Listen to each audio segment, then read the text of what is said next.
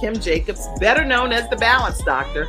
And all of our guests that come on, they're either people that have overcome some tremendous odds in their own lives as they balance this thing called life, or they're experts and they're here to share tips and strategies that will help you better balance and manage your life.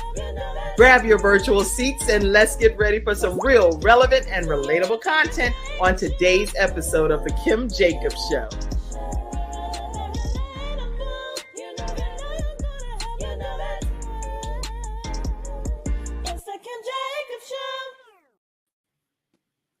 Hello, everyone, and welcome to this episode of The Kim Jacobs Show. I am super excited to be here with you all today because guess what? We have Dr. Paulette Harper, which many of you, if you've ever tuned into The Kim Jacobs Show, you already know this powerhouse woman is here. Dr. Paulette, how are you? I'm doing good, Kim. Thank you so much for having us on today. Thank you so much for being here. We also have with us today Dr. Iris Wright over there, and she is shining bright where the light is hitting her at a special angle. So glad to have you, Dr. Iris. How are you today? I'm doing great. How are you? I'm doing great, even better now that you are here. So thank you so much for being here. And I'm talking about sunshine. Look, there it is. Coach Cherise Buchanan has the whole background that's just bringing joy and light to the whole situation. Welcome, Coach Cherise Buchanan. How are you today? I'm doing well. Thank you again for allowing me to come on your platform. Thank you. And thank you all for tuning in. Those that are in the studio audience, go ahead and invite your friends and your family, coworkers, even enemies. They need to know how to lead better as well. So go ahead and invite everyone to be a part of today's discussion. We're talking today about women who lead. And it's an initiative that Dr. Paulette Harper has spearheaded. Everything that you do, Dr. Paulette, turns into like a movement, in my opinion. What is that about? Oh my goodness. Thank you so much, Kim, for that. I really try to, speak to the heart of women. Most of my clients are women. So I really try to speak to their hearts and then the audience as well. And so, if something, jumps off as a continuation, as a movement, such as what you said, then, I'm really for it. It's really, for me, it's about just amplifying the voices of these amazing women and just seeing what God is going to do in their stories. That's good. Good. And you know what? Dr. Paulette Harper always sings the praises of everyone else. So I'm honored to be able to sing her praises. How about that? Am I okay with doing that a little bit just to let people know who we're listening to today? Dr. Paulette Harper, she's an ordained pastor. She doesn't even talk about all of these things. She is an ordained pastor in the gospel. She's also a 19-time best-selling author, 2-time award-winning author, and she is also the host of Now Faith Is TV. She's the founder of Faith Business Success Virtual Summits, whose mission is to provide speakers with exposure and visibility to share their messages globally. She's the recipient of a lot of awards, which I'll go through some of those later, but I just want to say thank you so much for being here with us today, Dr. Paulette Harper. Welcome. Thank you so much, Kim, for having us on. I appreciate you. Now, I do want to ask you, Dr. Paulette, what made you decide that these CEOs need to have a platform and these women entrepreneurs need to have a platform to share their voices? What made that become your priority in this particular movement?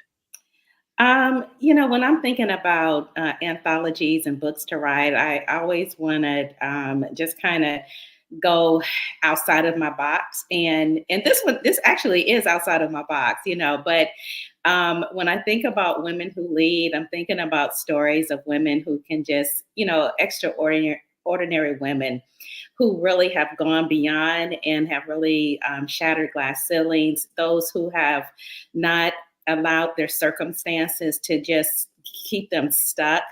And so these are amazing women who are leaders in their own profession, in their own right, who really paved the way for others to follow. And so these are a group of women, CEOs, COOs, and entrepreneurs, and who are going to share their stories in a unique way of how they rose to the top, whatever that top looks like. And so these trailblazers, they really do reveal the challenges that they've overcome, the triumphs that they've celebrated and then the lessons that they've learned, but also leaving legacy for Yes. those who follow behind them, knowing that their story is their story, but their story didn't stop there. It really was a movement, as you mentioned, but it is allowing other women and men to follow in their footprints as well. That's good. Really? I mean, you know what, guys? If you're hearing this, who does not want to read the book Women Who Lead? Because they're going to be sharing some trials, some triumphs, some things that they've had to overcome that really help them rise to the top. A lot of times people only see people when they're in their so-called glory moments, right? But what about what it took behind the scenes for them to get to where they ultimately are? When we see social media, many times we're seeing social media and it's these images that look like, wow, they really have it together. But you don't know their backstory. You don't know what they had to overcome to become who they are today. So I'm so glad that you are highlighting these leaders in the business world of entrepreneurship and CEOs, COOs, coaches, motivational speakers, authors, you name it. And two of them are here with us today, Dr. Iris Wright. And I want to make sure people know who you are. Dr. Iris Wright is a dynamic serial entrepreneur. We're going to talk about what that means. Award-winning author and advocate of innovation and community service. She's the visionary behind successful ventures. And I'm going to let her share some of those ventures instead of me reading them to you. And she has had an entrepreneurial journey that is marked by her commitment to improving the lives through her diverse businesses that she's owned and operated. So I am so happy to have Dr. Iris Wright with us today. How are you, Dr. Iris? I'm fine. How are you? Doing great, doing great. Now you say you're a serial entrepreneur. Tell us, please, what does that mean from your perspective? Because I see a lot of accolades over here in your bio. I own multiple businesses and all of them are built around passion and purpose, and I help a lot of people. So I do a lot. That's what I mean by serial entrepreneur. But I stay in my purpose and passion. I don't just do anything. So Yeah, I love that Very because when I was reading up on you, I see that this one common thread or theme is in everything that you do. And the word caring stands out. You said Caring Hearts, Telecare, Caring Hearts Birthing Service, and Real Talk with Iris, which I'm sure means that it's coming from a caring heart of Iris. So my thing is, when you came up with that particular thread or theme, what made that be your passion, caring? I care for people. Caring Hearts Telecare is a home care company where we work very hard. We're the only innovative home care company in the state of Virginia. We run a virtual and hybrid home care company, and we believe in keeping our seniors safe, independent, healthy, mobile, at home, whatever that means. So we just care, and we go the extra mile for our clients. So it's very important that when they're aging, they're still able to feel like they're part of the world. And a lot of time being in healthcare for 15 years, they end up giving up because they don't feel like they're part of this world. And with technology and everything happening, it's scary for them. So it's very important that we educate them and bring them in the world of technology and let them know that technology can actually help them. So, that's where that comes from. And with our technology inside of our companies, we're able to, if they don't have a caregiver there all the time, I'm still able to take care of them 24 hours a day by our electronic caregiver. We program her to make sure they know everything that needs to be done and everything reports to us. So they always have someone making sure their blood sugars are checked, their temp, whatever they need, making sure their meals are done. We go as far as details, especially if you have a couple of them that have mild dementia, we go as far as telling them, hey, it's now your dinner time. Look on the second shelf in your refrigerator in a green bowl. And, we walk them through the steps of making sure those things get done. So we're very detailed. Remote patient monitoring, we give them the equipment. They have to use our equipment, but we're able to see if they took it or not, and if something is wrong, we're able to act on it right away to find out where they're at and how we can help them and get them some services. So. Wow, you don't understand. That's like drop the mic stuff. What you're over there saying, Dr. Iris. You're saying it like it's just all regular. Oh, but this is like some uh, major trailblazing type of things, pioneering efforts that's happening. Is this global already? What you're doing, or is this something that you're piloting only in the Virginia area right now? No, it is global because we have the technology. I can take care of clients virtually in all 50 states. And in hybrid, I can only take care of clients, of course, in Virginia. But hybrid just means that they may have a caregiver from a certain time each day. Because sometimes when it comes, especially with diabetics, we want to make sure that their blood sugars is under control. So we do their menu and we make sure that their meals are being prepared the way they're supposed to be. So in certain situations, we need for a aide to be in the home. You have those situations because we don't want them to decline. We don't want high blood sugars. So it's very important. So that's why we have the virtual and the hybrid aspect of home care. So we don't take care of total clients. So that's what separates us. Mhm. And we don't just take any client. We look for certain people, and we believe in that. And I know we partner with the program, we partner with the company for the technology. And I know that technology, as time is going to go big. I believe we just brought on some big partners as well that's going to be helping us outsource that. So we do put something in their home. And now with our new partnership going into the next year, they will also have it on their mobile app. So when they're outside of the home or doing things, we will have 24-hour access to them. So what made you be a part of Women Who Lead? Clearly, I already know the answer to this, but I want everybody else to get a chance to hear it. I just seen the vision in leading. I do, because I do so much, so is the vision. Mostly with the anthologies, I joined to network. More importantly, with other people, because I am a visionary myself. So I do a lot of projects. I'm a writer. I think I became a writer last year, January of 2023. So I've been in probably about 20 some collaboration books. And I have my own collaborations. I have my own solo. I help people write theirs. Unless the anthology book is created a certain way that I like, I will use it and brand myself. But if I can't brand myself with it, I use it to network. Really great. You all, I hope y'all are taking notes in the studio audience, because everything that Dr. Iris is saying is phenomenal. Using the opportunity to have anthologies that you write a chapter in those books to even be able to network with a different group of women, that now you have a new family that you can collaborate with. That is huge. And now you've done 23 projects is what I've heard you say. Yeah, around 20, probably more than that. Honestly, we got projects coming out through next year. I think with the collaborations I'm finishing up now, I'm pretty much done with collaborating. I think I have one more, but yeah, I like things a certain way. I like to control what's put out about me. So I like collaborating too, but some things are just not up to my standard. So I'm going to back away from it. Well, I can tell you, Dr. Paulette Harper, I can guarantee who is up to the standard is anything that Dr. Paulette Harper does. This woman, everything she touches, I believe, turns, forget gold, platinum. That's what it turns to. This woman is a visionary.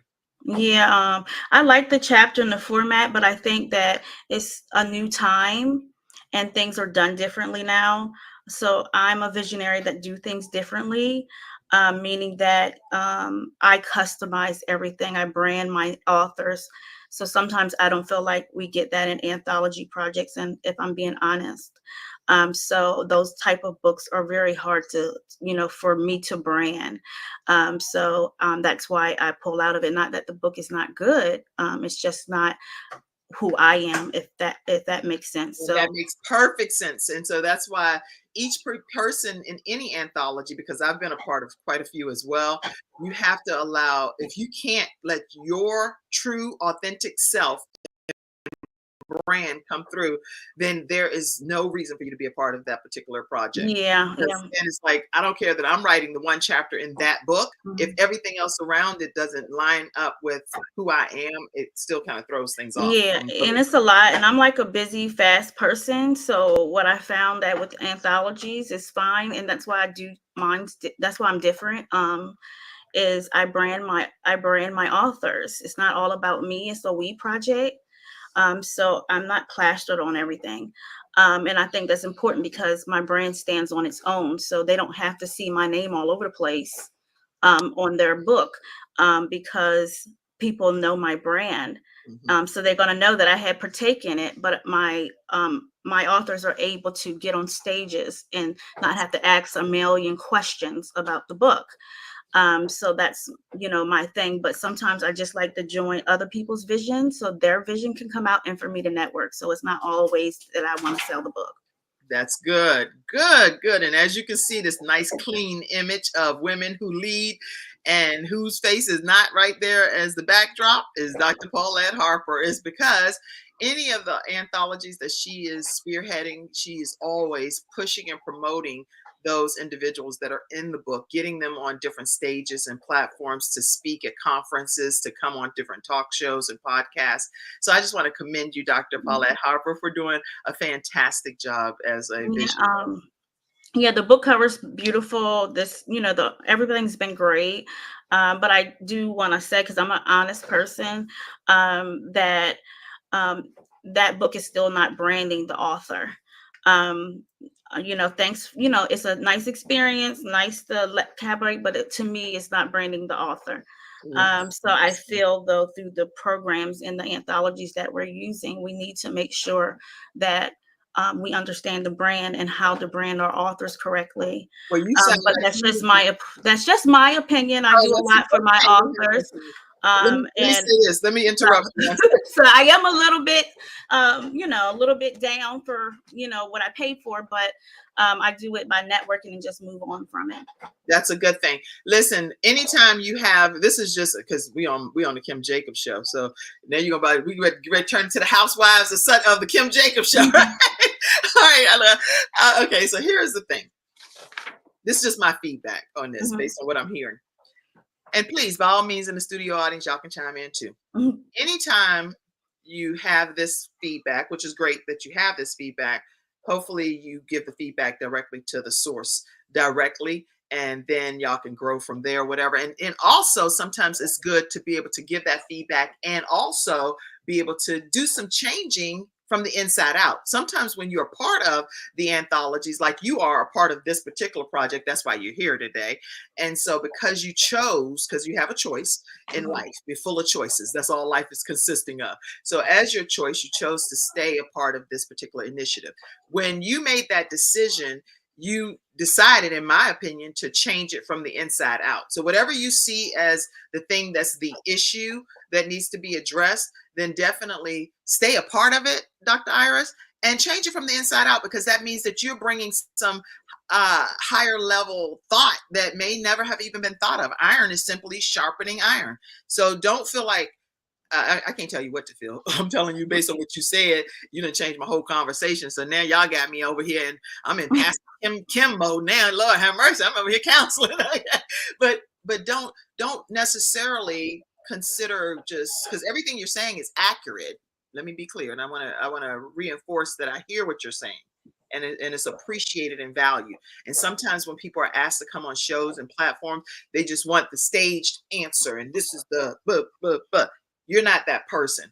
And I appreciate and value people like you, okay? Because that means that you're not just a yes person that's going to tell everybody what they want to hear. But I also feel, in addition to that, and that your input is necessary for the types of projects that Dr. Paulette's doing that could probably change the trajectory of how everything could even go further into the next generation of people that you're reaching and impacting. So do some internal, y'all gotta have some internal stuff happening. I don't know, do some meeting. Y'all need to meet. Okay, that's some good stuff. Thank you, Pastor Kim. Thank you, Pastor Kim. Yeah, I totally agree. There is that could have been a great conversation with her and I. So anyways, nonetheless, they're here to talk about themselves, brand themselves and their chapter. So we'll just keep it that on. means that you should have a meeting. That's a beautiful segue to know that the two of you should meet, because she has some great feedback to what can be even done better. And just to say, I didn't know that this was going to come out in this conversation, but I'm my authentic self regardless. And so that's the way I am. I don't hold back. That's why she selected you, though, because she already knew what she was getting when she got you in the book. Every person that we as pastors select, we already know what we're getting. It's no shock. There's no shock at all. I'm not repping Dr. Paulette in this regard. I'm just telling you that know that when a pastor chooses you, they already know, they already understand what they're getting, because they understand. That's why you're still welcomed in the situation. So just know everything's been nice. Book's beautiful. So but my chapter is leading with God, passion, and purpose. And I write about my story. I'm an injustice survivor. I was told once that I was just a number, 004-00319. And I was a teen mom. I had a lot of things, kind of thrown at me at such an early age, 18 years old. I was facing 20 years in jail for a crime I didn't commit. I lost my daughter. It took me almost 5 years to get her back. It took me almost 20 years to heal. Writing was a big part of that journey, so that's why I do it so much. And I want to help other people. And when I got writing, and that's how I started in the visionary. I actually started through another anthology, and I just kept writing. And then I told my story, and I realized that so many people, because when you're in pain, you don't realize all these people are going through stuff too. Most of the time, being honest, we don't care because we only feel what we feel. That's right. So we don't have time to feel everyone else's feelings. Unfortunately. And when I told my story out loud for the first time using on Facebook, everybody kept inboxing me, and I stayed hours on the phone talking to people about their injustice. And that's when I decided to stop my solo book and become a visionary so we could heal together. So from 2023 to now, we're finishing up on volume 3 of Injustice, going into volume 4. And then we just launched Black Diamond Chronicles that we're working on launching, showing those people in their adversities how they are a Black diamond and how unique they are, and how they were created. That's what ended up getting me in the writing and helping me heal through that process and bringing other people with me. So we do movements, we do stuff in the community for social justice. You get an award for it too, 2024 International Impact Award, which is a very prestigious award that you garnered for your work with injustice. So congratulations to you. And I can see how so many people will be healed and delivered from a lot of the things that they're dealing with based on your passion alone. So thank you, Dr. Iris. I think sometimes we don't realize that even when we get through the injustice, that people just think we should just move on, but we're still hurting. That's right. So that's the hard part. They think it's so easy, and I feel like because it happens so often, a lot of us are immune to it and look at it as normal. So I hear some people say, "I have never been through an injustice." Then after getting knowing and talking to them for a while, and I'm like, they've been through all types of injustice. Like, what are you talking about? they made it a normal part of life. So, and it's good. It's one of those things that people like me have to be authentic. We have to be honest, because we held too much in for too long. That's right. You have to find peace. So that's what I am, and I'm at a peaceful state. So means that I move unapologetically, and I'm not caring what everyone else think at that point. Either you like me or you don't, and you get what you get. Wow. I think it's important. I can coach you. I'm gonna have to coach. We gotta take our own private coaching session, because I understand your philosophy, but there's a fine balance in it too. And Well, it is a balance, being respectful, watching how you say things, right. that I have learned. And I think I do a pretty good job with that. It was important for me to heal through that aspect too, because I have employees that look up to me, and I had to learn how to have grace. So, but we do so a lot. And then now I'm in law school. So I help people. We're fighting for a young man. He's been incarcerated for 27 years, 80-year bid. So we are working on getting him home. And I'm so happy about that. To God be the glory. yeah. So we do a lot. It's, you know, I do a whole lot. I do a lot. That injustice need you. They need advocates, and all of us need advocates because, like you said, we all have experienced some level of injustice. So I am grateful for the work that you're doing, and I know that it's going to continue to make a difference. All right, Coach Cherise, you've been quiet over there. We're going to go over to you with all that sunshine happening in the background. Coach Cherise Buchanan is the dynamic force behind Rise and Shine 6012. Dedicated to empowering professional and business women to rediscover their confidence, elevate their personal brand, and achieve financial success.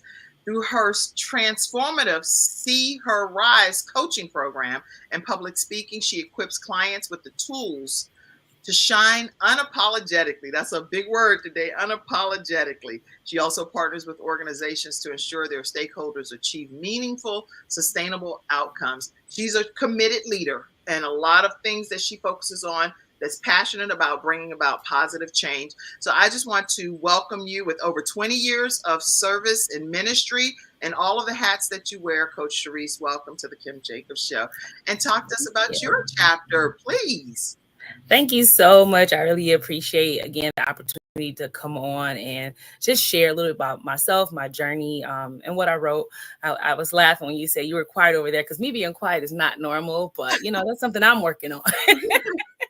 And so, but yeah, so my chapter, I actually wanted to talk about kind of how I grew up a little bit, right? Because I think that a lot of times our leadership may come from or stem from those that we saw before us. And so for me, I had my mom and my aunt who were really great impacts for me in leadership. My father passed away when I was 19 months old. So my aunt kind of stepped in and helped raise me, right? And so looking at my mom and looking at my aunt, looking at their sacrifices, looking at the way that they led with such integrity and grace, really was huge for me. And so I took a lot of my leadership qualities from them, but also learning within my own self that my mom and my aunt have done so much for me, so much for others, but what do they do for themselves? And so learning to find a better way to lead, but also make sure I'm leading myself, make sure I'm taking care of myself, make sure I have my own self-care, right? And so just kind of how I learned from my aunt and learned in my own journey, and now how I impact other women. Wow. Okay. And, you know, do you feel like that helped you get more connected to wanting to be involved in ministry? Oh, yes. Oh, yes. My aunt actually, before she passed, she would call me a minister all the time. And I would be like, please don't call me that. Because most people who are in ministry, they really don't want to be a lot of times. They're like, that's not what I want, right? But it may be what you're called to. And so she would call me, then I'm like, don't call me that. And actually, about a year or two after she passed away, I actually got ordained to be a minister at my church. So I know that she had an impact on me, but it was really more about me learning that my relationship with God and who God called me to be and those God called me to serve doesn't have to look like those before me. Right. It can look different. It can be more innovative. It can change. My skirt doesn't have to be dragging on the ground. And if I want to wear some red lipstick, I'm still going to wear red lipstick. Right. Right. And you got the funky glasses like me. Right. So it's like, it's okay to be yourself. Right. Because who God called me to be is who God called me to be. And so I'm grateful for all the lessons that I learned, but also that individuals in my life and in my church and in the ministry that I have served in have allowed me to be Cherise and allowed me to grow in my relationship with the Lord. And I try to allow other people to grow as well. That's real good. Now you say your mantra is like, let's rise together. Yes, I ma'am. love it. I love it. I love it. Talk to us about what that mantra means as you're going on Yeah. this journey called life. Yes, for sure. So what that really means to me, well, first of all, okay, so my name is Cherise. In my name is the word rise. And a friend told me once, like, oh, you're See Her Rise. And I was like, oh my God, I don't think my mama knew that she was naming me See Her Rise when she did, right? And so that play kind of came about and just some of the things I was able to do. And so Let's Rise Together came about because I look at so many women and I look at how women oftentimes may be in competition or pent against each other, especially in Black and brown communities. I know that I've worked in spaces where I was the only one that looked like me. And then I got in a space with another person that looked like me. And it was kind of weird at first. And I'm like, what is that? Right. And so for me, I say let's rise together because I'm not in competition with you. I'm only in competition with myself. I'm trying to be a better me each and every day. And I say, you and me, let's work together. Let's rise together because I believe there's room for all of us at the top. I tell everybody, if you go in a grocery store and you look down the bread aisle, how many different brands of bread are you going to see, right?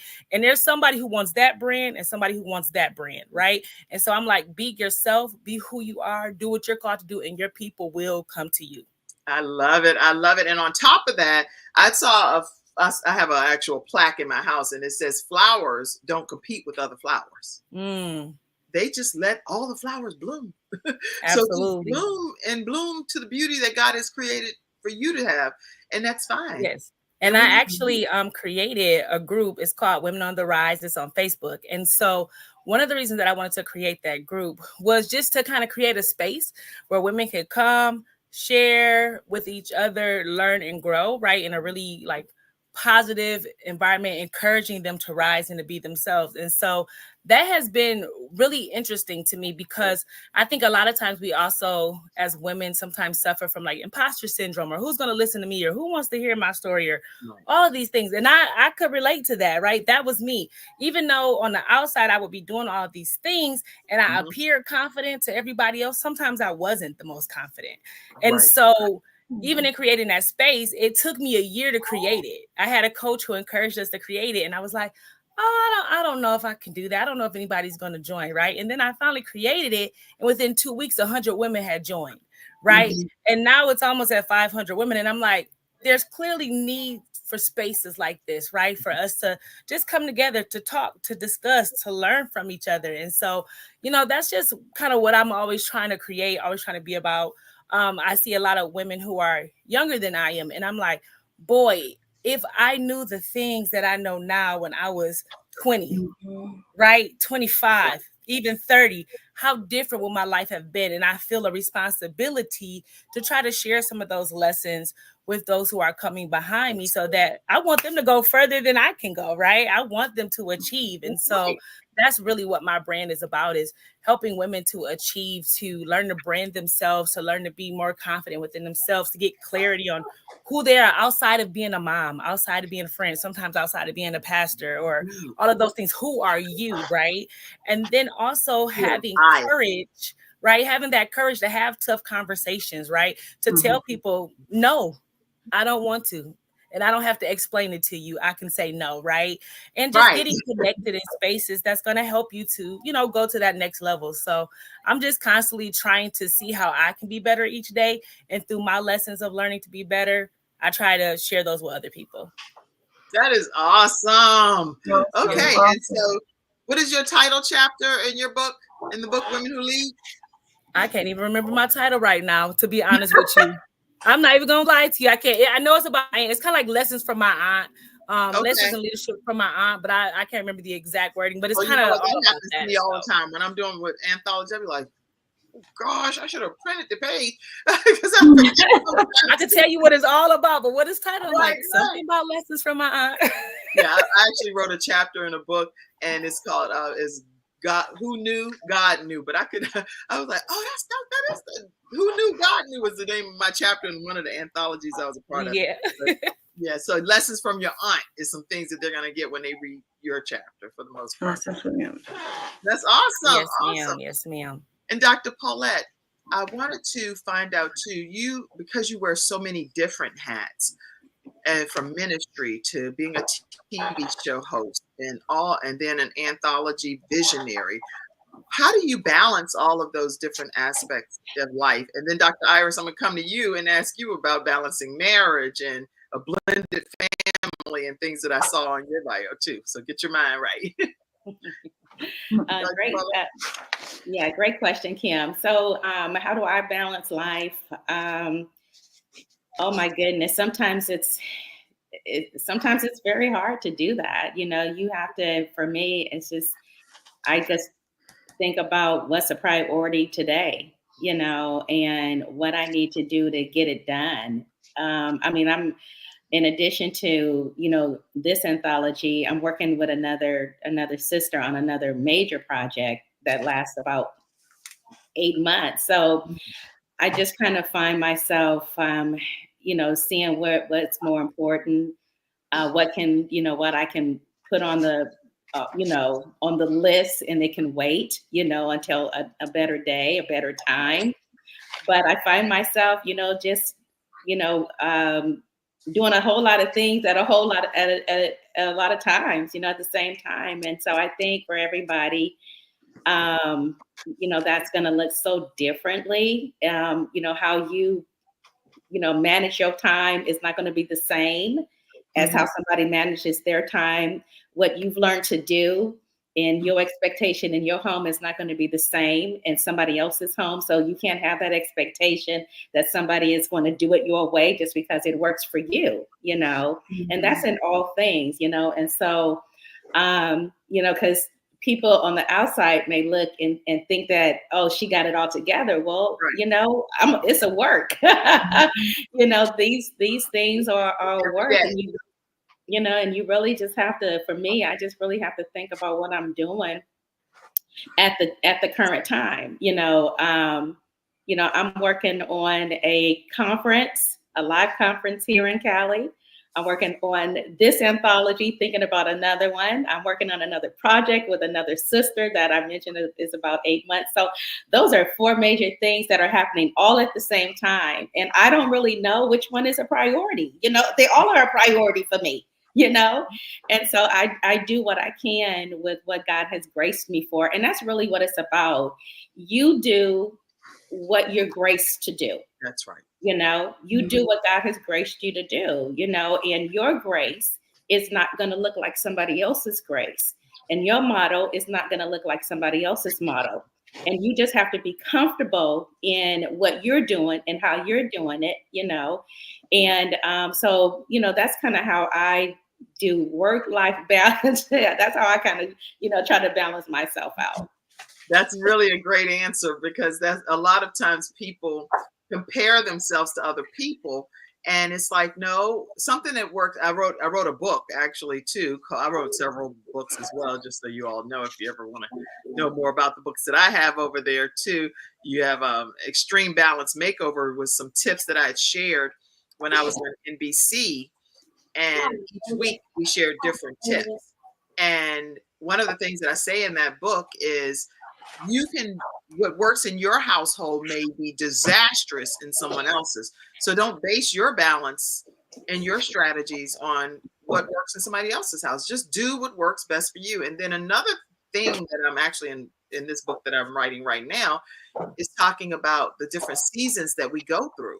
Because sometimes it may look like you're out of balance, but really you're right where God intended for you to be at that particular season of your life.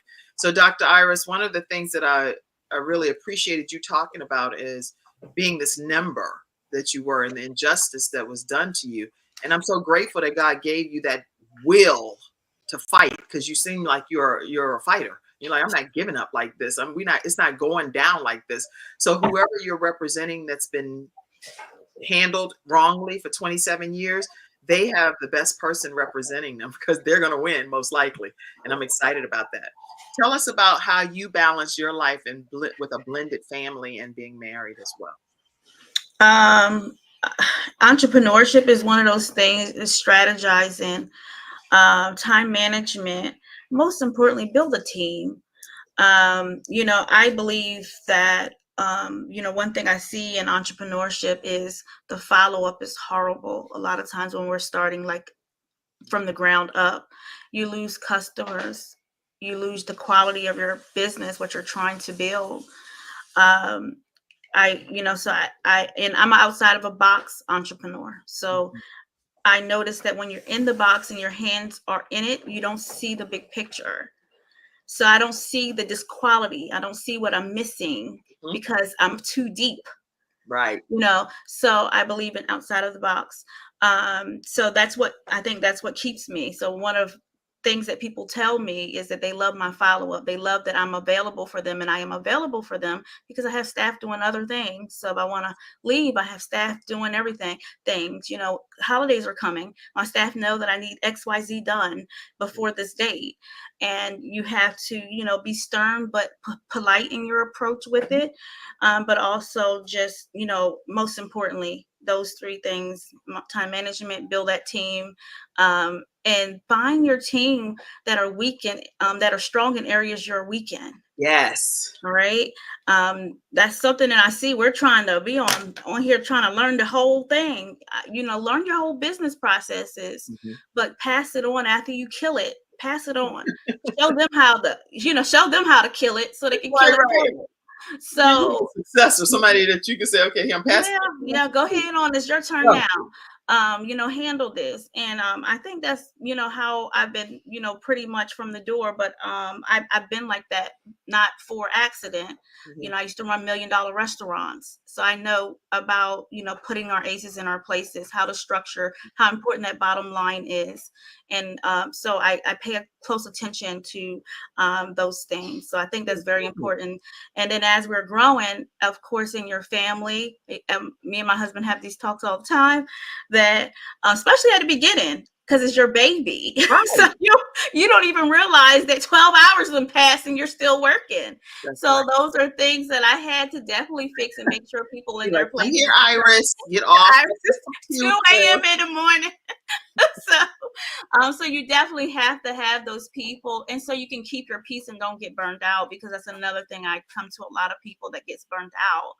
And you have, God gave you that passion and vision. He doesn't want you burnt out. He wants you to be free. He wants you to be able to build wealth so you can help other people. So, and you can't do that if you're by yourself. So that's why even with everything that I do with the visionary projects, people say, hey, how come you don't do it and you do it first and then you bring everybody on? I'm an inspiration by myself, but I'm an impactful inspiration when I stand with a group of people. So that's why they're allowed to come in whatever room I want. I always say, hey, can my team, can they come? Right. Because that's impact. That's good. So, that's what I believe in, and we have to set that up. And I think sometimes, collaborations are awesome. We just have to know how to collaborate with one another, because we come from all different walks of life. And I do not believe in competition as well, but I do believe in positive competition. And I believe that we have to have positive competition to grow.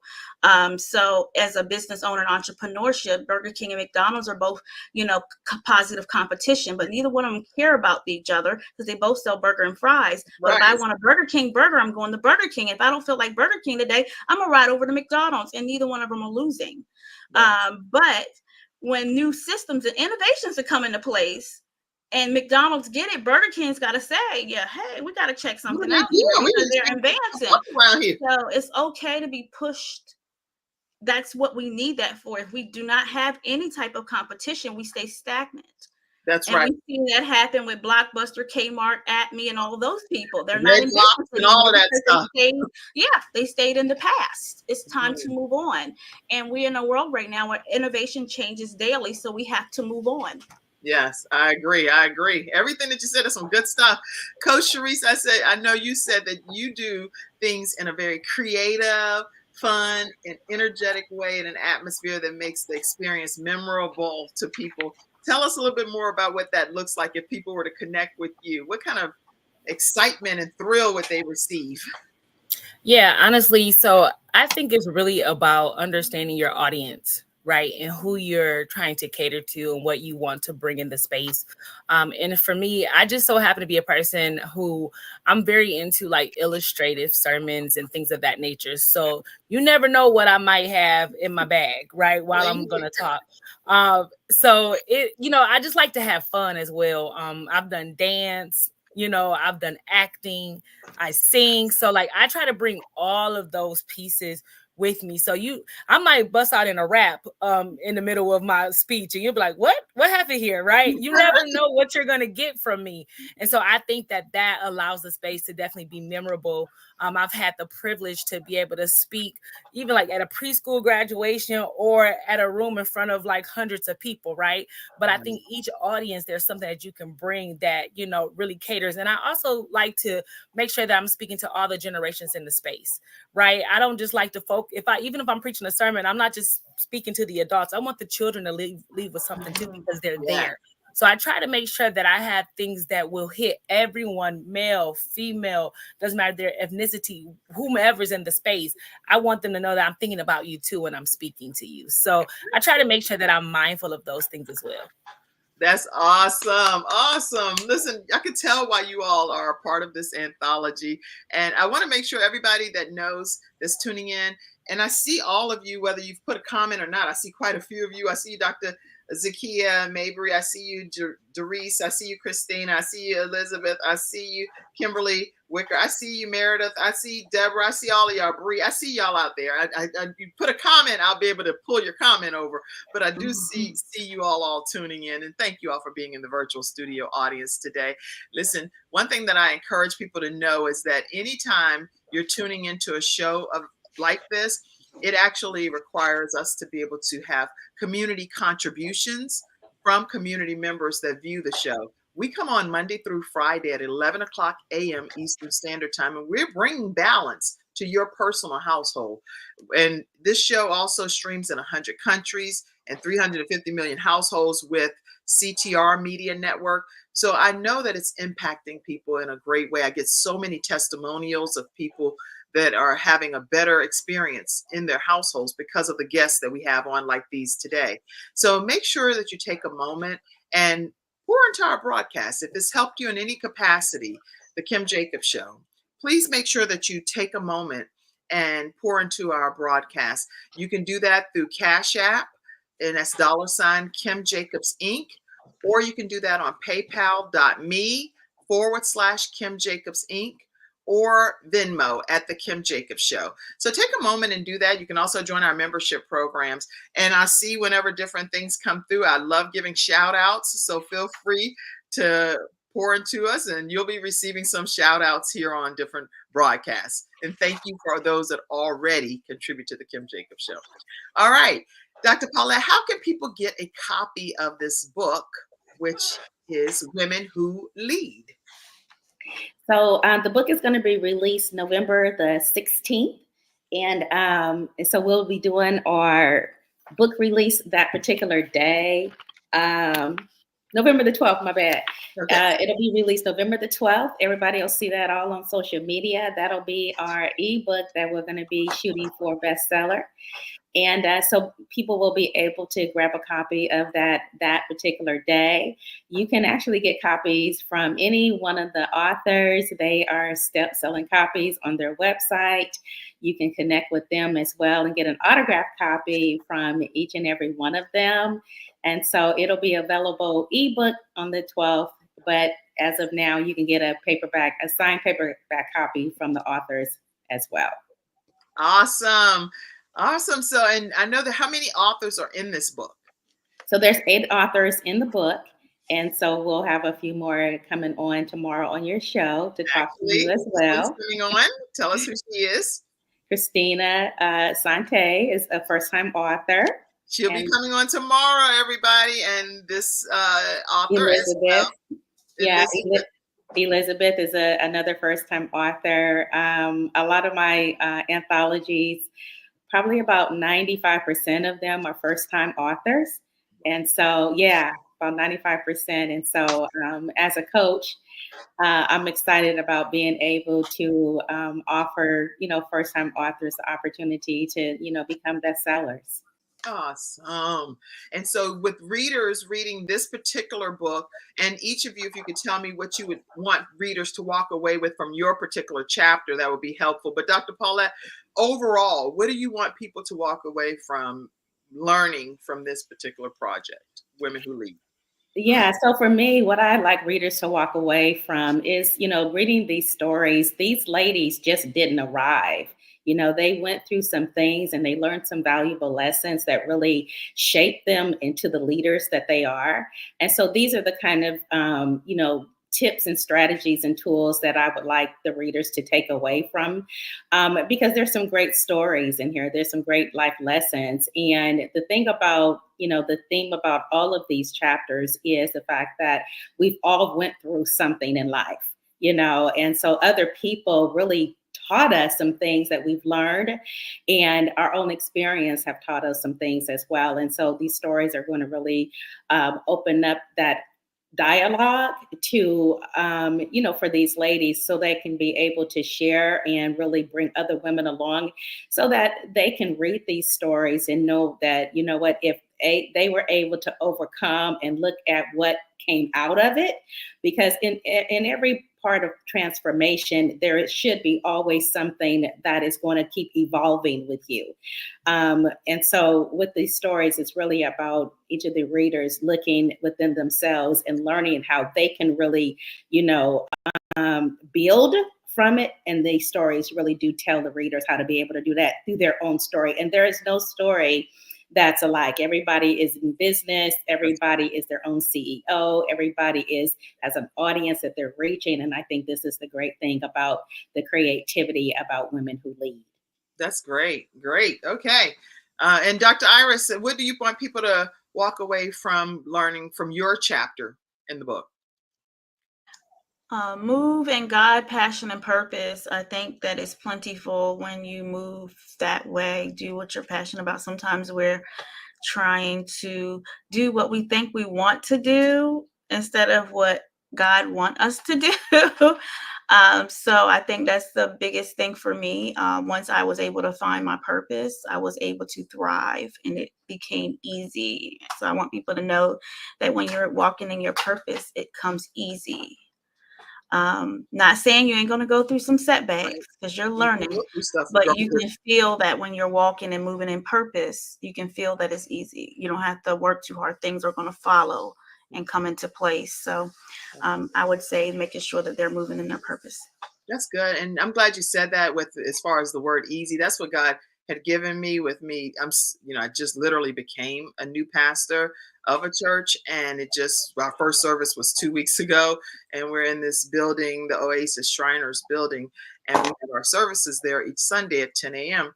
But I was like, God, this is what you told me to do back in 2001. So I'm like, this is your project. This is not a Kim thing. So it should hopefully be a little bit easier for me. And this kind of conversation I'm having with God, I'm like, look here, help us out, okay? Because this is what you told me you wanted me to do. So I put myself out here based on what you had instructed me to do many, many years ago. And I did it my way because I had a husband and was thinking, he's a pastor, I'll undergird him. But no, God had put in my heart to do some things. And I did it my own way to undergird somebody else's vision. But at the end of the day, now I'm right back where I should have been back in 2001. But I believe that God's timing is the right timing too. So it's not always about when we think it should have been done. It's when he authorizes for it to be done. But I also agree, Lord, can you make it a little bit easy on the sister? Because I need a little bit of ease, and it's not going to be like I got to be like begging everybody, please, for the love of God, help us out for real. All right, okay, Coach Cherise, talk to me and tell me from your chapter, what do you want people to learn from the auntie lessons?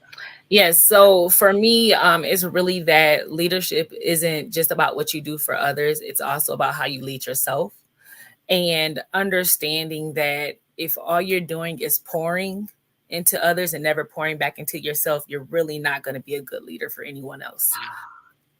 That's good. Y'all, you see, it's significant wisdom in this trio that's here today on the Kim Jacobs Show. So if you didn't get some significant nuggets, it was you. That's all I can say. You had to have taken away some tremendous nuggets from what was shared today. And I just want to thank you all for being here and taking your time. I didn't even take a commercial break because I just wanted to make sure that we got a chance to really deep dive into some of the things y'all were sharing. And it was very, very plentiful. thinking out of the box and not being, a lot of times Dr. Les Brown says, you can't see yourself because you're in the picture frame. So we have to see, what do other people see? It's not about what we see, because we only can see we in the picture. So Yeah. I look good to me.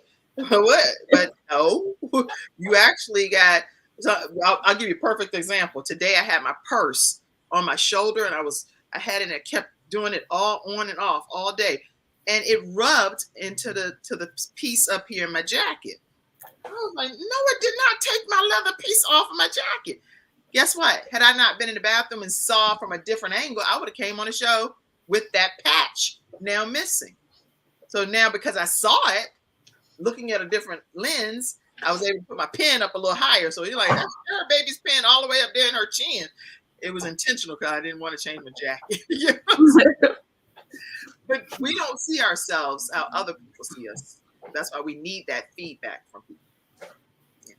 All right, closing comment. Dr. Paulette Harper, tell us, well, you're going to close last. So Dr. Iris, tell us a closing comment that you really want to say that you didn't get a chance to say during the whole episode. You're like, I can't believe she didn't ask me this. Go ahead, say it.